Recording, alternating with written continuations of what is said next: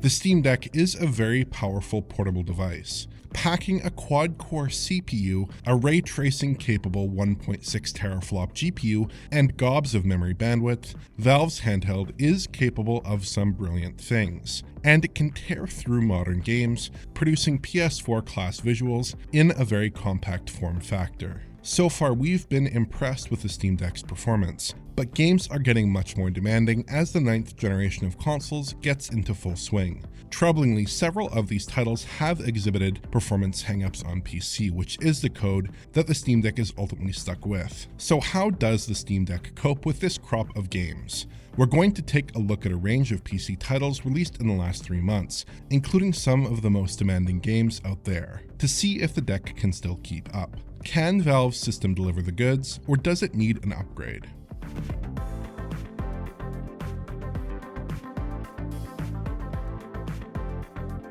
A Plague Tale Requiem is one of the best looking games around, and it's also a bit of a stress test on PCs and consoles. It's a current gen exclusive game that targets 30 FPS or 40 FPS on consoles, so it doesn't exactly seem like a great candidate for Steam Deck. We really need to drive down the settings here if we want to salvage any kind of decent experience. So I've pushed all relevant settings to their lowest option without turning them off, except for texture resolution. Image quality wise, we are running at 720p, but upsampled from a much lower internal resolution. Measured up against Series S, we've basically managed to preserve the game's visual feature set. There are no glaring omissions in terms of lighting or model quality. Instead, there are a range of smaller downgrades, missing ground tessellation, lower quality foliage, and pulled-in draw distance, among other cutbacks. But image quality does take a pretty big hit. The upsampling does a decent job of handling opaque surfaces, but transparencies are really messy. Expect to see a lot of fizzling, popping, and other obtrusive image artifacts on foliage. Stills mostly look fine, but in motion it can be a bit rough. The upside is that we have managed to mostly pull 30 FPS out of Requiem on the Steam Deck somehow. Across a variety of gameplay, I only really noticed occasional one-off frame dips, with the game otherwise delivering a steady 30 FPS without deviance. I'm using SteamOS's built-in FPS cap to keep things pegged to 30 FPS here, which I will generally be using throughout this video. Towns do cause some issues, however. These NPC-dense areas are notorious for hammering CPUs on other platforms, and the same is true here. Expect to see some pretty hard stutters and frame time fluctuations here as the modest quad-core CPU struggles to keep pace, like in this market area in Chapter 2. The rest of the game is mostly fine though, so this is a bit of a qualified success. Performance and image quality aren't great, but the game certainly scales a little bit better than I expected, and the overall experience is decent. The Callisto Protocol is another truly stunning game on current-gen consoles, although performance is poor across PC and last-gen consoles. So it's a bit of an inauspicious setup for Steam Deck, but can we get this game into decent shape again? Let's start with the good news. Well, we do have to take some big settings compromises. With a mix of low and medium selections and FSR2 in its performance mode, the game still looks pretty good. We're actually significantly ahead of the last-gen console versions in environmental asset quality. Visually, it's nowhere near the maxed out current gen release, but it is competitive with last gen, and the few upgrades above low settings come with minimal performance cost. Unfortunately, this game is very demanding on PC, and that causes big problems for the deck. Certain areas are mired in the low to mid 20s, producing an experience that is tough to play. Big stutters abound as well, mostly popping up during traversal. These are the same issues that I've observed on last-gen consoles, but it might actually be a little bit worse than the Xbox One release, in my opinion. Popping open the performance panel, the game is often CPU limited during its more troubled moments. We see a spike in CPU utilization, frequency, and wattage as the game stutters, and combat sequences also cause problems with CPU load. Some areas can be GPU bound as well. The apotheosis of the Steam Deck's CPU woes is in the infamous Gotham Knights. I've dialed down every setting to the lowest reasonable option, but the game still falls well short of 30 FPS in the open world. Expect fluctuating frame times with constant intrusive stutter. The performance overlay reveals that we've succeeded in clawing back a ton of headroom on the GPU, as it really is just sipping power, usually pulling 2 watts or so at a speed of 800 MHz or below. that opens up a lot of TDP for the CPU to use, which is running at or just under its maximum 3.5 GHz clock rate here. Though even that simply isn't enough. Interior spaces are a totally different story. Without the loading demands of the open world, we can get a pretty consistent 30 FPS. It's not totally perfect, but it is a night and day improvement. Gotham Knights is a very messy game otherwise though, and it makes for a poor experience on Steam Deck. Need for Speed Unbound is another open world current gen exclusive, though it does tend to be pretty well behaved on other platforms, so perhaps it's a better fit for the deck. SteamOS does warn against running this title, claiming it is unsupported, though outside of a slightly convoluted and lengthy launch sequence, I didn't have any obvious issues. Visually, we're sticking to the medium preset along with a native resolution target. I opted out of the upsampling here as FSR2 caused a lot of artifacting, though dynamic resolution is turned on. We're not quite on par with current gen platforms, though the game is still quite attractive here, I would say. With these settings and the OS level 30 FPS cap, we aren't too far from a stable 30 FPS. Driving around the city and in races doesn't cause any sort of dips or problems with consistency, at least not frequently.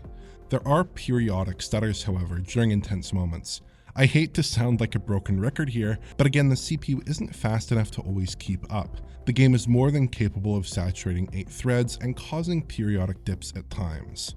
Thankfully, most of the time the CPU load, while fairly high, still manages to fit within a 33.3 millisecond budget. The game ends up being a good experience overall, even though we're definitely riding at the edge of the deck's capabilities. CD Projekt's The Witcher 3 received a current gen upgrade last month, which extended to the PC release as well. There are big settings upgrades along with beautiful ray tracing, but does this upgrade make the game too big for Steam Deck? Our basic setup in this game is a mix of medium and high settings at native resolution with TAA. I've opted for the DirectX 11 version of the game here to lighten CPU demands, which also means that FSR2 is unavailable, which we would probably otherwise be using. The visual settings that we've picked do look pretty great on the Steam Deck. Head-to-head with the Xbox One S, the biggest differences come down to anti-aliasing coverage, which is much improved on the deck. Other settings seem reasonably close, although there are a range of other enhancements with the new version, like superior foliage quality. The Witcher mostly sticks to 30 FPS with these settings. There are some occasional stutters though, 100 millisecond hiccups that occur mostly in and around dense city areas. Unsurprisingly, these do seem to stem from the heavily taxed CPU, though they don't appear too often in general gameplay. It's a good experience overall. Uncharted 4 is our last title for today, and it's pretty rock solid. I've dialed in at native res here, using FSR2 in its quality mode to lighten GPU demands, coupled with a straightforward application of the medium settings preset. Paired against the PS4 release, Steam Deck looks very similar. Depth of field is a little bit strong, but this does seem to be a byproduct of rendering resolution. Everything else seems roughly on par in the areas that I saw. Across about an hour of framerate capture, the game ran more or less perfectly at 30 FPS. I only noticed 1 or 2 performance-related dips. Everything else was perfect. Even busy battles play back without a hitch. This is technically an older title, of course, and it doesn't carry any particularly meaningful upgrades over the existing console versions, so good performance is to be expected. But despite its almost 7-year-old vintage, Uncharted 4 is still in great shape visually, and it feels excellent on Steam Deck.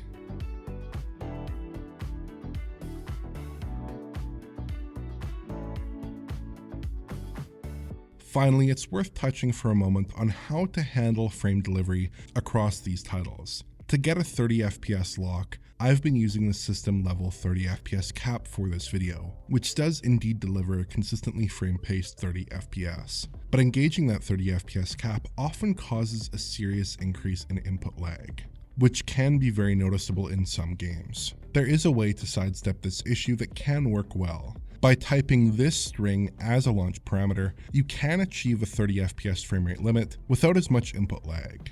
This essentially uses a function of the Mango HUD performance utility, which Valve uses for their performance overlays to limit the game's frame rate.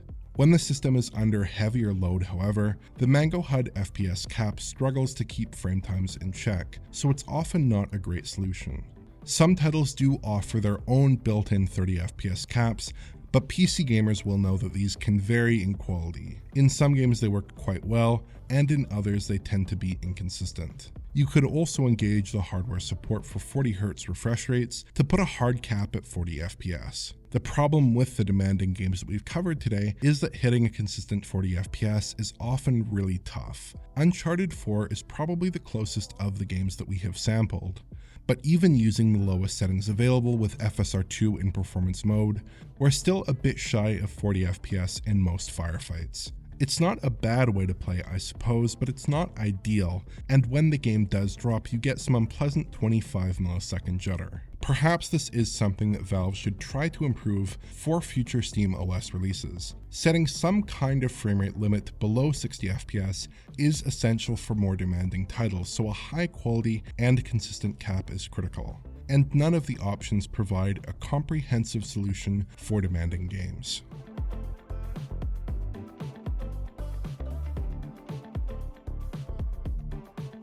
I mostly use my Steam Deck to deliver experiences that are totally inaccessible on traditional consoles and PCs. Playing World of Warcraft in the middle of the woods on a cellular connection is pretty cool and is something that only a device like the Steam Deck can enable. Likewise for playing a huge raft of older software on the go with essentially zero compromises. To me, these kinds of uses are the most compelling applications of Valve's Linux handheld. Taking a mix of slightly less demanding games, including traditional PC titles, absolutely anywhere.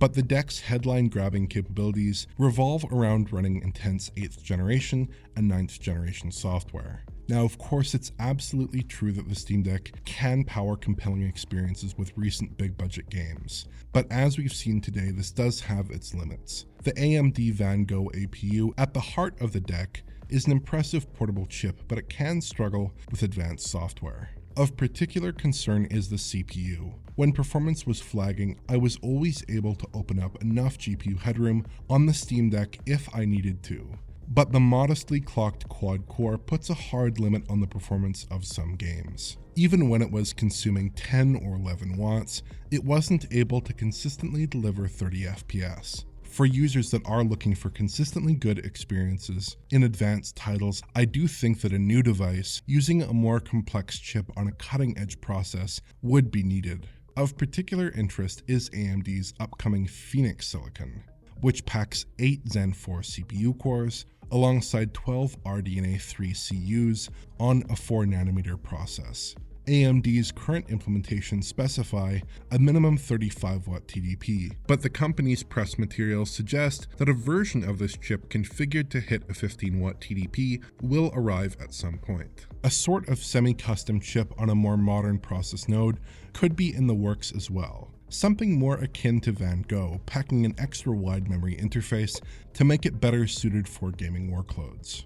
For now though, if you do your research and pick your battles when it comes to visual settings and framerate targets, the Steam Deck is still capable of the home console on the go experience. It's just getting tougher as current gen software grows increasingly ambitious. If you enjoyed this video, please like, subscribe, and press the bell for YouTube notifications. Check out the Patreon at digitalfoundry.net for exclusive and early access content. And to get in touch, just use Twitter. Thanks for watching.